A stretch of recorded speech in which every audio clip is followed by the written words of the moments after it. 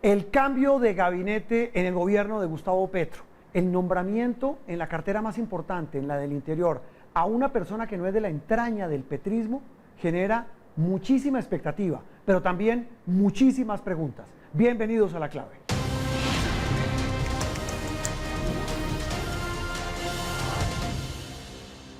Bueno, don Gabriel Cifuentes, gracias de nuevo por estar acá con nosotros en La Clave. Director, muchas gracias a usted por la invitación. Bueno, yo vi una portada del Espectador el viernes pasado, maravillosa. Digo maravillosa porque traduce lo que creo que están pensando muchos.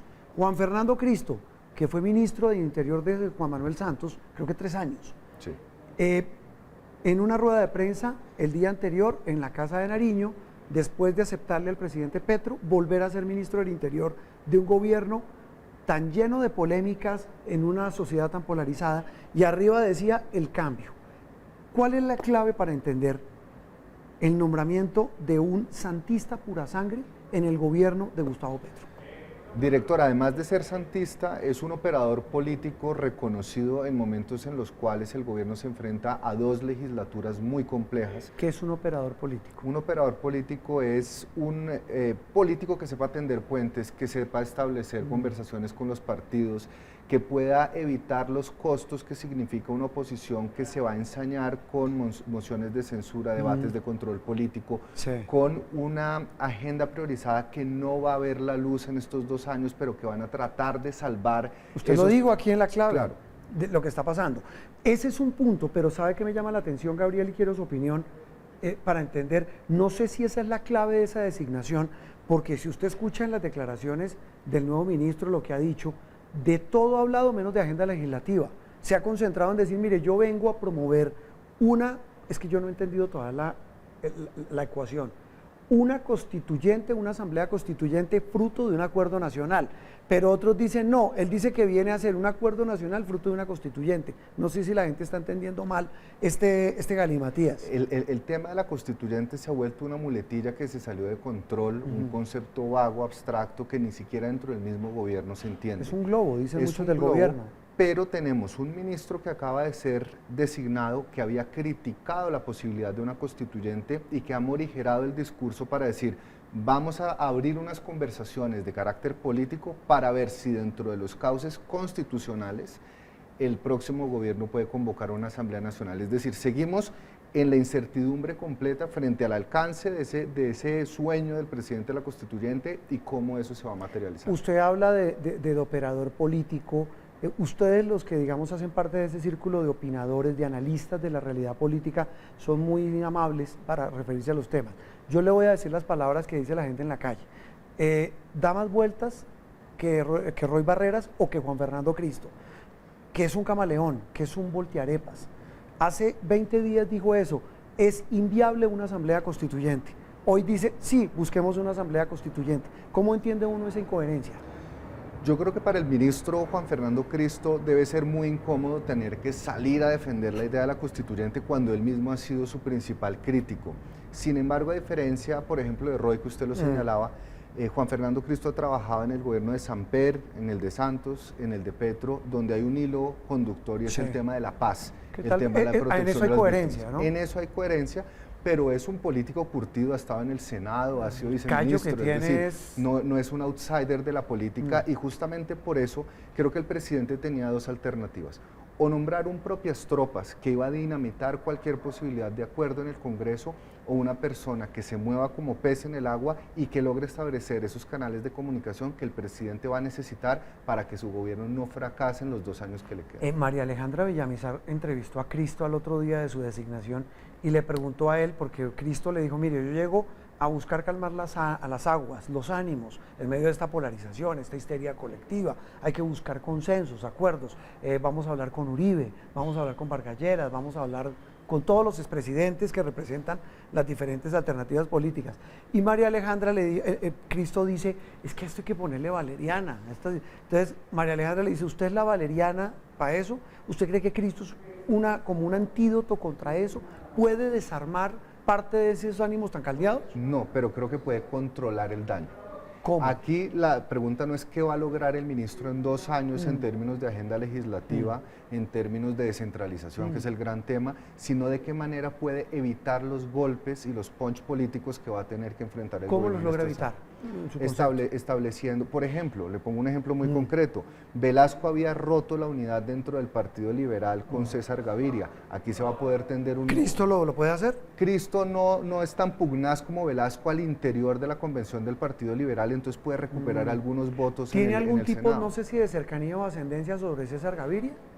No creo porque ellos han estado distanciados, pero el que verdaderamente estaba tratando de avanzar en esa asamblea para remover a César Gaviria de la dirección del Partido Liberal había sido Velasco. Cristo no. Cristo simplemente armó rancho aparte, montó su partido político, pero ha sido políticamente mucho más correcto. Él dice, Juan Fernando Cristo, hay que hablar con Uribe, hay que hablar con Vargas Lleras. ¿De qué pueden sentarse a hablar? O sea, uno como, si es un operador político, si es una persona que busca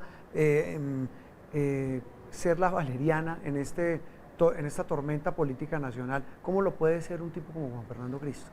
Yo creo que es un interlocutor que puede bajar el tono, interpretar al presidente en código político y hablarle a las bancadas y al Congreso de una manera que no genere los choques que está generando el actual discurso del presidente Petro. Y justamente ahí es donde yo creo, director, que en esa conversación que tuvo que haber sido larga y difícil entre el presidente Gustavo Petro y el nuevo ministro, se han debido sentar una serie de líneas rojas y de compromisos. ¿Que las pone quién?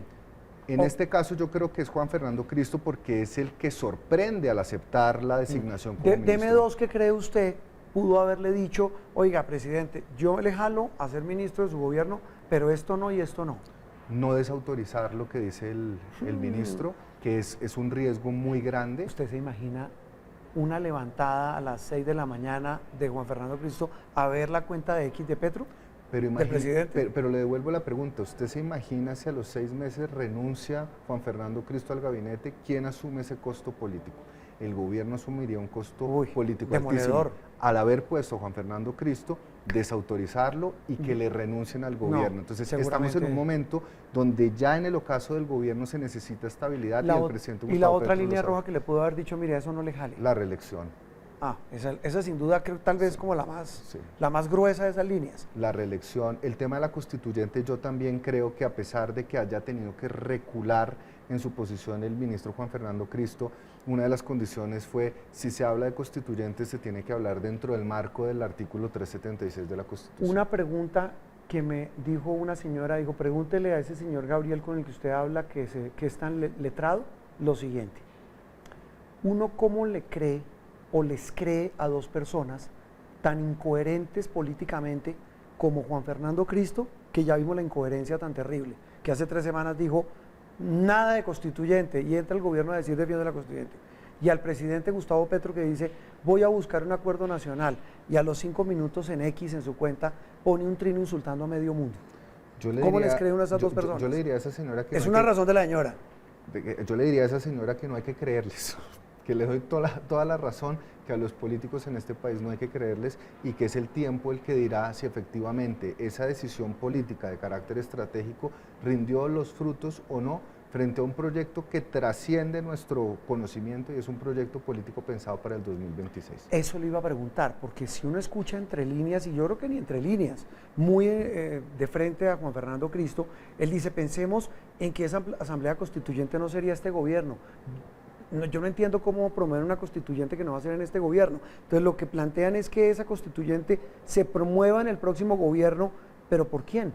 Pero es que yo creo que eso de la constituyente va a caer en un tema estéril, lo que le decía, es una muletilla de fácil utilización. Obviamente que todas las elecciones son en sí mismas una forma de expresión del constituyente, pero pensar en activar la Asamblea Nacional Constituyente... ¿En plena campaña? En plena campaña no. Es una locura. Lo que yo sí creo, director, es que con la entrada de Juan Fernando Cristo sí hay un movimiento muy claro de acercar a los sectores moderados que se han ido perdiendo a lo largo de estos 2 años, porque saben y conocen que el 2026 va a ser una lucha política con muy pocos precedentes en Colombia. Sí, y aquí viene con un deadline, como dicen, clave, y es que están por cumplirse los 2 años del primer tiempo del mandato de Gustavo Petro, viene el segundo tiempo, viene la legislatura, la que usted mencionaba, vienen cambios de gabinete, pero claro, nombra el más importante, que no es de su entraña, como el presidente, como tratando de sacar una bandera blanca a los sectores políticos y al mismo país.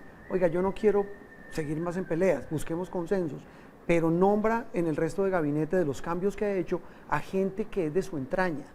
Porque son los gabinetes que ejecutan los recursos y donde va a poder hacer verdaderamente política. Campaña, ¿no? No podía tener a un petrista pura sangre dinamitando el Congreso, pero sí puede tener petristas pura sangre de un perfil más bajo del que venían, porque son viceministras las que llegan, utilizando el presupuesto de vías y del agro, que son las 2 bolsas más grandes de recursos en las regiones del país. ¿Qué futuro político le ve hoy, a 2 años de haber empezado este mandato, al proyecto político de Gustavo Petro?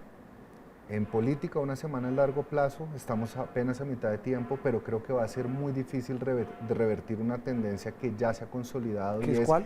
El desánimo, la desconfianza en el gobierno, esa sensación de incapacidad de ejecución, la pugnacidad que ya se ha convertido en el titular de todos los días, y la gente está cansada. Y eso desafortunadamente va a dejar como gran legado del presidente Gustavo Petro haberle abierto a la derecha extrema en este país un espacio que no se hubiera imaginado hace 3 años. Es decir, si a Iván Duque le achacan haberle pavimentado la autopista de la presidencia a Petro le pueden achacar, si le estoy entendiendo, pavimentar la presidencia a alguien de la extrema derecha. Así es. Con Petro, si sigue en el mismo tono, lo único que se pierde en Colombia es la posibilidad de una política moderada, sensata y dialogante. ¿No hay Cristo que salve ese proyecto? No, hay que ver si Juan Fernando lo logra. Gabriel, gracias por estar en La Clave. Director, muy muchas amable. gracias a usted.